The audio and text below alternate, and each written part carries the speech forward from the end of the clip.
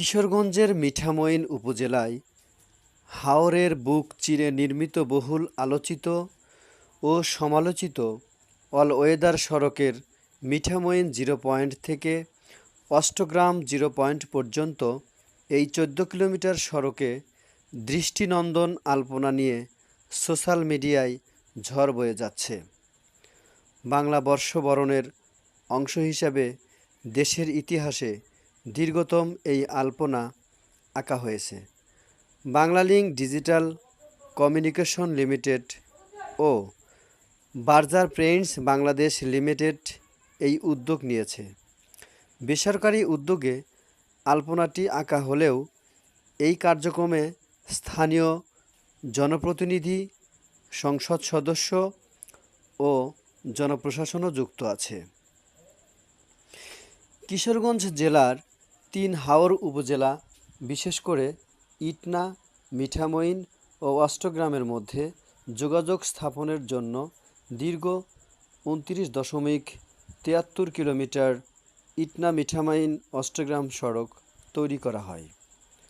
হাওর এলাকায় সারা বছর চলাচলের উপযোগী করে নান্দনিকভাবে তৈরি করা সড়কটি অল ওয়েদার সড়ক নামেও পরিচিত।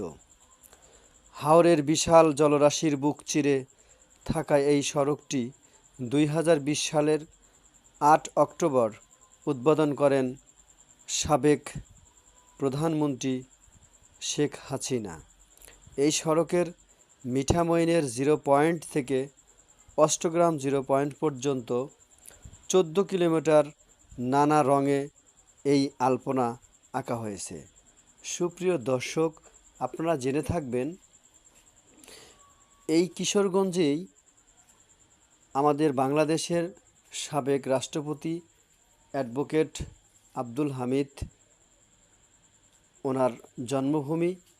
আমরা বাংলাদেশ মাদ্রাসা শিক্ষক প্রশিক্ষণ ইনস্টিটিউট তথা BMTTI গাজীপুর থেকে গণিত, বাংলা ও আল কোরআন এই ৩ বিষয়ের সারা বাংলাদেশ থেকে আগত শিক্ষকরা এখানে আমরা একদিনের সফরে এসেছি।